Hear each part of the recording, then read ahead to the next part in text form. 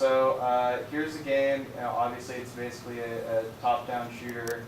Got a bunch of AI. We have double lasers. You can use that, and you can't really see it, but we're keeping track of it on a database, and it's the numbers going down up there when he uses it. How did you activate double lasers? It was V, and we do not have control hints at all. It's very cryptic right now. Okay, but it's the double lasers are activated by the user Right. using some sort of currency or something. It's a consumable. Right. All right. We'll go to the shop in a second. Okay. Let's see the beam weapon too. I think you have one. Yeah. So, Even powerful, but low Very duration. short. yeah. So let's die now. Finn's way too good at this game, as you guys can see. All right. So we have the game over screen. We have let's say a real high score table there. It has kind of a call to action to go back to the shop, obviously driving people to spend money. You can also share. Let's hit share and then cancel. And that shares it. Let's go back to the shop. Let's take the bait, and then you click one of our weapons. We can buy it. You can actually buy it. Let's spend 10 cents and buy this guy. So you used a payment provider? I put in my credit card earlier. That would be the full cycle. That's how Facebook does it. You can also do it through like mobile and other things. So now you see you have. This thing actually debited your credit card? Yes, What was it? I bought 10 credits a while ago, and normally you'd have to put in your credit card and do all that, but I already bought the credits and it took it away. It said that I think I have 2 left now out of my 10. Okay. And so we just spent 10 cents. So yeah, Okay. I think the game have more and you consumers for can higher check your high score. You can share from the main menu, and that's pretty much it for the demo, I think. Okay. Can we see Fenton, when you use the beam, it looks like you were strafing left and right. Like if you strafe left, would it get everything in your path? Right. With the beam? Yeah, it just kills everything. Oh, I see. Okay, that's cool. But you have a limited supply of it. That's the one he bought. Right, yeah. And there's an interface at the top for beam and Yeah, On you the can't, top you right, can't really see it from accounts here, for but it does have numbers of how many of each consumable that you have. what are the numbers? It's 0 for the beam weapon, and then, can you see it from here? Might be 0 for the other one now, I think maybe we used them all. But Alright. like those, if you do buy something, it will go up, which is, And those names are like your fake Facebook friends or something? yeah. That's, Why does you guys have OS low? No, that's just It's an our inside name. joke. But that's your real Facebook Yeah. That's us. yeah, these are all real, see like Freeman O'Gara, his name is not Freeman. That's That's because you have a Facebook. fake Facebook Yeah, that's a account? Facebook. Yep. Yeah. No problem, everybody does, that's why they have a billion users. Well, it's a real one. It's just a fake. All right. So let's go. You see like my drive up there. You can go up there. Or no. I was saying bookmark where I'll drive now. All right, so those are your 4 players, and would this thing actually work? It goes on. If you sent the URL to someone.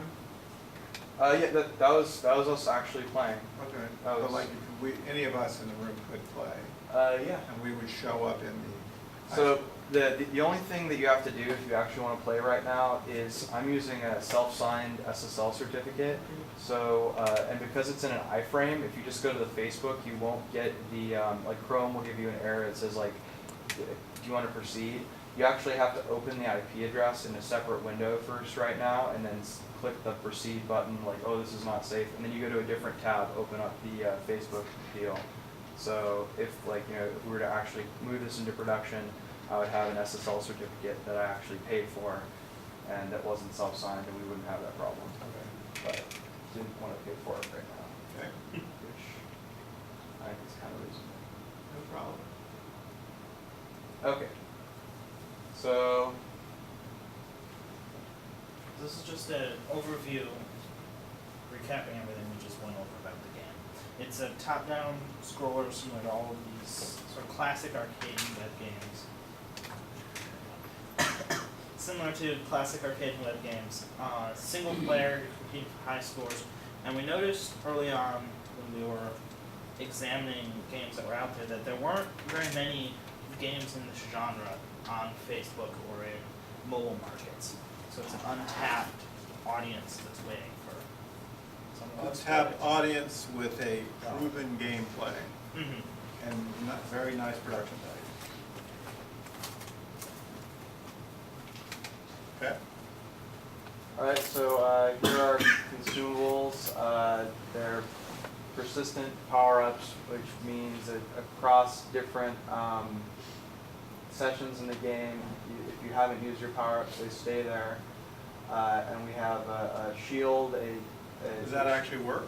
Yeah, yeah. So you We- could we- load we- up we- on- We did, we bought I think it was the beam weapon, and then we used it. And we actually spent real money. Okay, but if you loaded up on 10, every time you came back, you'd have the 10. Right, right. It's all persistent, it's saved on a Mongo database on the server. And what's the left image implies that you could touch that item floating on the screen and you would add that to your. Right. How do you So- run? So you can also, it's through the shop, or it's actually in the level, and we have, if you, there's a chance that a boss for each wave will drop a power-up. So the idea is that you kind of have a low chance, but you'd be able to get a taste if you played long enough of what you could be getting if you went to the shop and bought these items. Okay, Right. and that actually worked? Yeah. We didn't see it, I don't think, in the I demo. don't, I think we did see a drop. Right, we picked up the shields. Shields are a special case that you can only have one on. We buy it in- saw a shield, okay, Right, but we Yeah. picked it up and we had the shield. okay. Okay, so Does anybody have a piece of paper that I can have? I don't have. There has to be some. We're so digital that we don't have paper anymore. we're saving trees, but we're diminishing our supply of silicon and diamond and so. I don't think we're gonna run out of silicon. Silicon's made from sand, so. Who's this? It's been there for a while. We have Alright, no clue. Cool, thank you. Gold and diamond, there we go. That's gonna run out. Okay, sorry. Alright, so, and as I said before, here's our monetization. We have our great call to action at the end of the game. Supposedly you're frustrated with dying, so right when you're at your weakest, this entices you to go to the shop. And then that's what you would see if I hadn't already put in my credit card information. That's Facebook to the left there. That's Facebook's payment UI. It's mobile phone payments, credit card, and PayPal. So you basically, you did like an API call to Yeah. So Facebook. they generated that user interface box. Same with the share button. That little user interface box was generated from Facebook. So, and you could, you can use the Facebook as your payment system, or you could use other providers. We have to use Facebook. I think Facebook would shut us down if we didn't. Because you're supposed to go through Facebook because you have to buy Facebook credits, and then Facebook takes, I think it's like a 30%, yeah. So that's our monetization. And So for analytics, we can do a couple different things like tracking how difficult it is for players, what consumables they buy, how they're progressing through the levels. You get there? Okay, so in this one we can spot trends. This is off of mixpanel.com, which is pretty simple, powerful. So I want to attract your attention to the red and the green lines. The red line is how many people or how often they opened up loaded up the game screen, and the green line is how many people started the game. So even though you notice that the red line's going down, you notice the green one's going up. So that could tell you that while less people are loading up the game, they're constantly just continuing to play the game over and over, more and more. So what does it means since April 2nd through April 30th, it showed, the red line is showing approximately 50 people a day or whatever played, slowly going down to 48 people, 46 people or something? Is that Yeah, what- that's total. I on the tab to the top right, you can change it to unique users or just total or an average. But it's total, probably just the team, right? Oh Yeah, it's us definitely- just constantly logging in. All right. Yeah, But I that's just wanna make sure I get it. So All, that's what, all this is the team. Yeah. Alright. yeah. So this is from us testing it, but the idea here is that you could spot trends in how players are using your game, where they're loading up, if they're starting the game, or if where you're turning them off. We also have funnels. wait a With minute, should we go back? so The blue line means that, I don't, tell me again what it means? the blue line. Yeah. Let me see.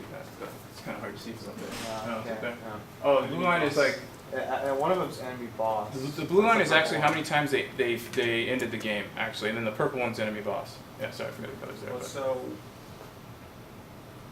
Yeah, the titles got confused by truncated it. on the bottom it there. doesn't matter, but the red line means the number of game starts, Red line is how often they loaded the game up, okay? and then so when they start it, there's another call that we make. Why wouldn't the blue line always be a subset of the red line then?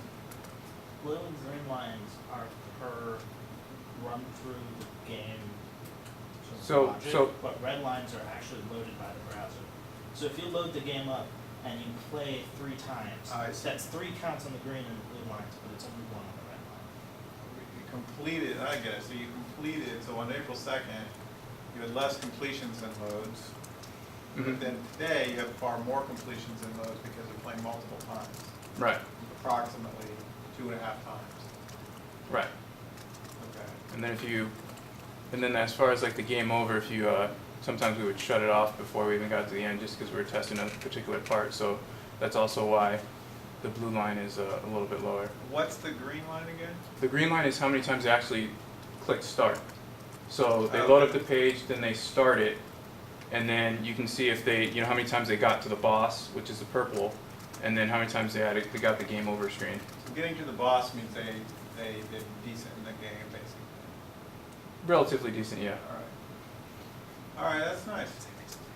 So here we have funnel. So basically, what a funnel is, we can put steps, we can mark different areas of our game that a basic, like for example, they'll start the first level or second level, third level. In this case, we're doing how many enemies they destroyed. So we have 6 or 7 total enemies, and so the first one is the most basic enemy. So we can see how many of those they destroyed, and then we can go to the second enemy and see how many of those they destroyed, and you can see that there's a big drop off. So with the funnel, we can see where roadblocks are, and maybe a player is having trouble going from the basic enemy to the first enemy, and that could be frustrating for them.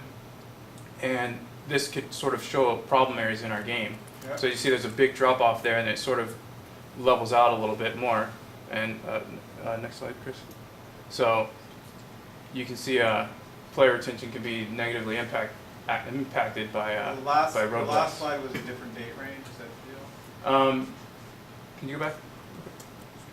No, it's it's the same date. The problem here is though, if you go to the next slide, because we're using a free account, we only have so many data points that we can gather. Okay, I get it. So yeah, we don't. That's not entirely accurate there because we ran out of data points. So So this is telling us, well, 4.1% complete all the bosses? Is that complete the right. Well, we have different waves of enemies. So we have on this one this is going by waves. So we have first wave, second wave, third wave, fourth wave, so on until the boss. And so we ran out of data points, and so we can't get accurate data on the other ones. But the idea here is that if one wave was too hard, then you'd see a significant drop off. I guess it's hard to in understand completion. because the 24 to 1, what does that drop off represent? that's the actual number. Like 24 people did this wave, and then one person only got to the second wave. But like I s- Does that mean only one person that same person must have got to the third, fourth, and fifth? Yeah. It was all female. yeah. Is that telling us that the second wave is too hard? Yeah.